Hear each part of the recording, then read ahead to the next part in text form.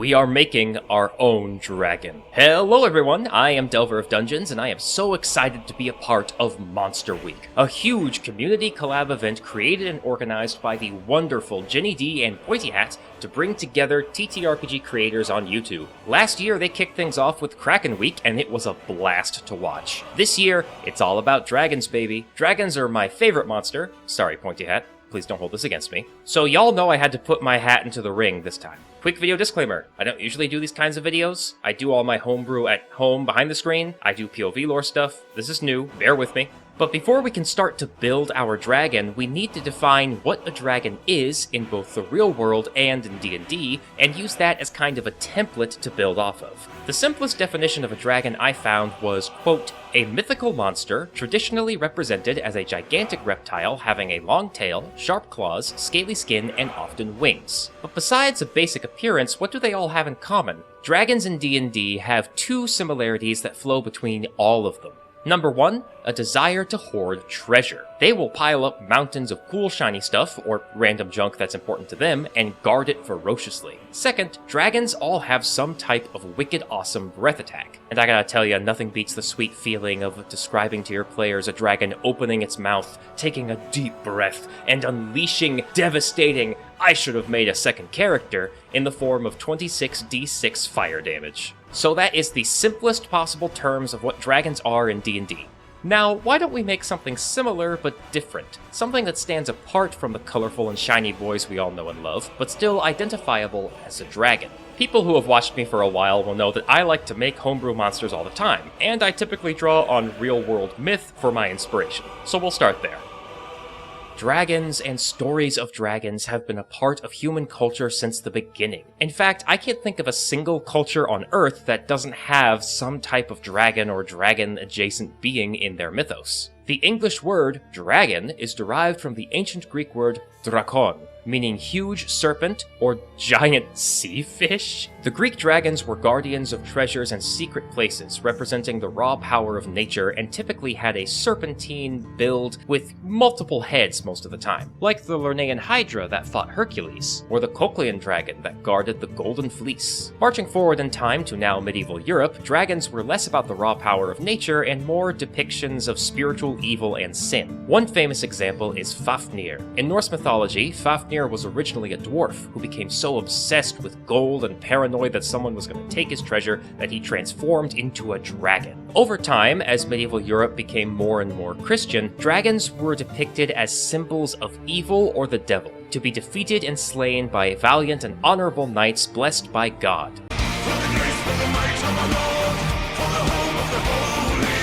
In order to show the triumph of good over evil, these dragons would often have the classic four-legged, two wings look, but would also have the two-legged, two wings look.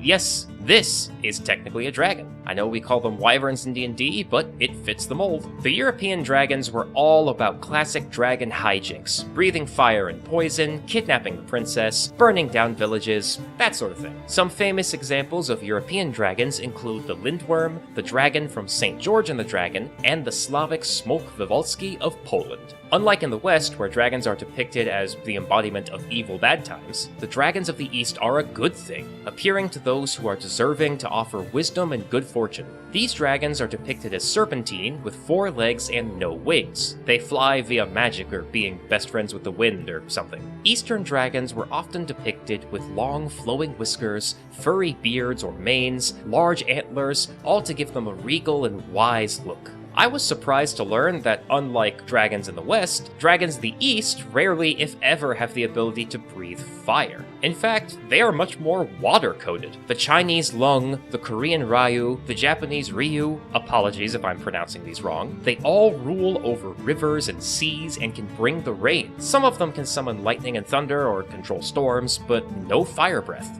That's awesome, I think. Makes them stand out even more. We don't need any more fire anyway, it's far too common a damage type. But neither the West nor the East has a full claim to dragons. The Egyptians had Apep, aka Apophis, who resembled a giant cobra, a creature that embodied chaos and did battle with the sun god Ra every night. The indigenous peoples of Central Africa, who practiced the Vodun traditions, had the rainbow serpent Edo Huedo, who was a kind of creator spirit. The Native Americans had Umhuluk and Quetzalcoatl. Even modern-day America has their own dragons. Do you know what the Snallygaster is? It's a cryptid out of Maryland that's pretty much a dragon. I don't know anything else about it. It's just a funny name, and I like saying it. Snallygaster. Phew, okay, that was a lot. But what did we learn? Well, dragons are typically serpentine or lizard-like and embody some kind of tremendous force, either physical or metaphysical. Rain and fire, good and evil, creators and destroyers of worlds, that sort of thing. Our dragon will need to hoard treasure, it'll need a breath attack, it'll need to embody some type of metaphysical trait like greed or honor, it needs to be reptilian in base, while being different enough from other dragons we already have in order for it to be fun to play. To accomplish this, let's lean towards the serpentine base for our dragons. I'll be drawing inspiration from the Greek Hydra, some Eastern dragons, and the D&D Wheel of Cosmology. All these things we will put into our beast, a creature of power and wanderlust that travels from outer realm to outer realm, native to all planes, and yet not at home in any of them. I will call this brand new species the Outsider Dragons. For those of you who aren't up to your eyeballs in D&D lore like I am, Outsiders refer to any creatures native to the Outer Planes. Devils are Outsiders, angels are also Outsiders. The more you know. Now let's get into the fun stuff, let's talk design. I asked my IRL D&D group about the limb and wing situation since the numbers range from a lot to none at all, and they opted for no limbs, and also no wings, and give it multiple heads. Thanks guys, really making it easy for me. We'll start with the multiple heads. Let's give it 7. Remember that number. It will be important later. Each head will look similar to a real-life snake, like a cobra head, a corn snake head, a hog-nosed snake head, you get the idea. We'll also add in some additional animal features like horns, antlers, and feathers. Its serpentine body will be very long, easily reaching 100 feet. It will have sail-like frills that run along either side of its body, from the base of the necks all the way down to the tip of the tail. We'll also make this dragon a bit more thin and less bulky than the other dragons, giving it the appearance of something that is constantly airborne. You know what? To heck with it, let's make it hover. Alright, we got the basic design out of the way, now what treasure do they hoard? Outsider dragons are frequent travelers between the planes and are naturally drawn to items that are strong in conjuration magic. Scrolls of conjure woodland beings to wands of banishment all fall under the purview of this dragon's favorite things to collect and stash away. But we're still missing a crucial piece. What about its breath attack? I'm glad you asked. I mulled over this a lot, and I realized that there is one damage type, well, technically 2, that are underrepresented in the dragons of D&D.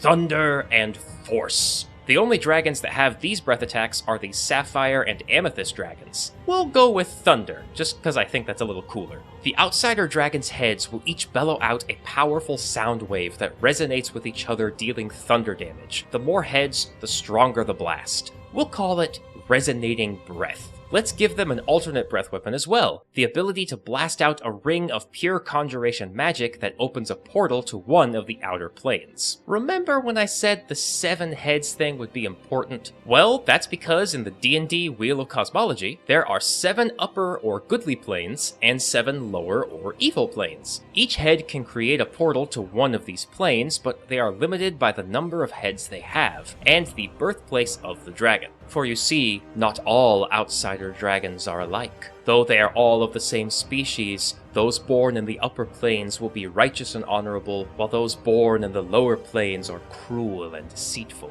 That's right, I'm making variants, baby! We will call these the Radiant Outsider Dragons and the Profane Outsider Dragons. Or Radiant and Profane for short. The Radiant ones are born in the upper planes, the goody-goody magics of the 7 heavens subsumed into them while still in the egg. When they hatch, they have a strong sense of right and wrong, and will strive to learn all they can about what it means to be a good person. As they grow, they develop more heads, each one unlocking the ability to travel to one of the other upper planes, and the prime material world, of course. They travel these planes to learn about the nature of good and lawful beings, forming bonds with those beings and striving to embody the height of these ideals by testing out different philosophies. The profane dragons are similar, but they're on the evil side. They are hatched in the lower planes, where marinating in the evil essence turns them into just horrible, horrible creatures. If the Radiant ones are exploring the Seven Heavens to try and figure out what it means to be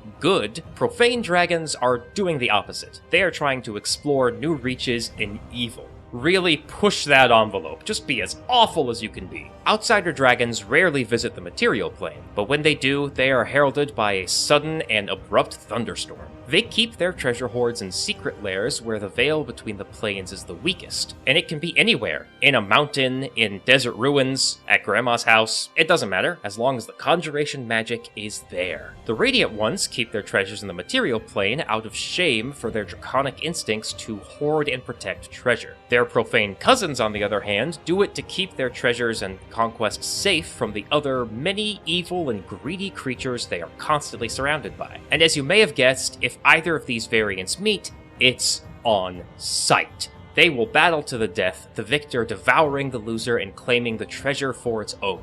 And you want to know my favorite part about these dragons? They are virtually identical. If your party encounters one, they will have no idea if they're about to meet some wise philosopher of goodly virtues, or some depraved psychopath who just invented a new form of murder and would like to test it out on your face. Which I think leads to all kinds of interesting roleplay opportunities, and even build tension at the table. Stats-wise, both the Radiant and the Profane ones will be virtually identical, with the Radiant one dealing radiant damage, and the Profane one dealing necrotic damage. In combat, they prefer hit-and-run tactics and will try to protect their heads. Like the Hydra, players can decapitate these heads by dealing 25 damage in a single turn. But unlike the Hydra, these heads don't grow back. And without its heads, the dragons will progressively get weaker and weaker. Their resonant breath will become weaker, and their teleportation abilities will be diminished. But beware, for a cornered outsider dragon has the ability to summon allies. Imagine this. Your party was face to face with a radiant dragon. It's trying to kill you because you discovered its worst secret shame, its greed. During the fight, you managed to bring it down from 7 heads to 3. You're winning, but then all of a sudden, a bunch of portals pop up. The dragon has casted a spell to summon a bunch of celestial archons to help beat you up. And there you have it, our very own original dragons that I feel embody exactly what it means to be a dragon. Do you find these dragons interesting? Well, I've taken a page out of Pointy Hat's book and linked the stat blocks for these dragons in the description below for 100% entirely free. Really hope he doesn't mind. Not trying to steal your shtick or anything, I just wanted to spread the love and I felt this was a good way to do it. I don't know why I'm talking at him, he can't hear me. Why is this in the script? My only regret with this video is that I could not get any commissioned artwork of these dragons. Yet. I'm still a one-man show on this channel, and between script writing, editing, and recording, I completely forgot to get a commission of the artwork of these things. It'll come in the future, eventually, I promise, I'll get on it. Thank you so much to the wonderful Jenny D and Pointy Hat. This video was a lot of work, but so much fun. Monster Week is awesome. I loved Kraken Week. I just know I'm gonna love Dragon Week. I can't wait to see what you guys do next year. Thank you so much. And of course, I want to thank my Patreon supporters and everyone who's subscribed and watches this video. Well, let me know what you think of these dragons and dragons in general. You know, leave a like and comment down below. Helps the channel a lot. I don't have a script. Go watch the other videos. Support the other creators. Enjoy Dragon Week. Cheers! Snallygaster.